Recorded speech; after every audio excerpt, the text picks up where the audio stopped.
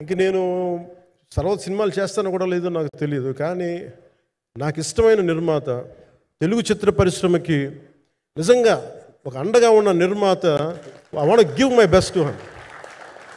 నేను అందుకని ఆంధ్రప్రదేశ్ ప్రభుత్వానికి కూడా మన ముఖ్యమంత్రి గారికి కూడా తెలియజేశాను. ఈయన్ని ఫిల్మ్ డెవలప్మెంట్ కార్పొరేషన్కి చైర్మన్ నేను ప్రతిపాదించాను.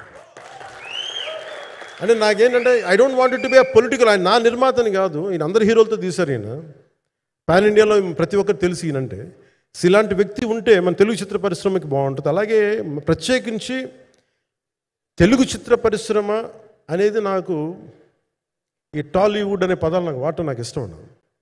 Bollywood, Tollywood, Kollywood, Mollywood.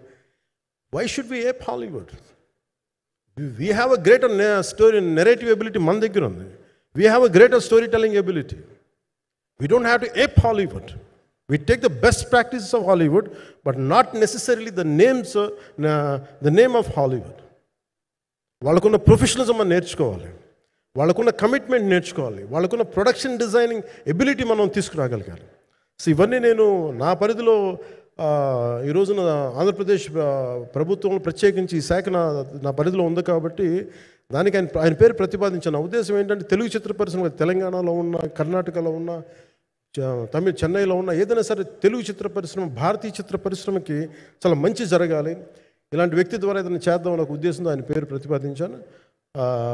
భవిష్యత్తులో అవుతారని మనస్ఫూర్తిగా నేను ఆశిస్తున్నాను. అందుకని అన్నీ నా చేతిలో ఉండవు కదా, అందుకని చెప్తాను.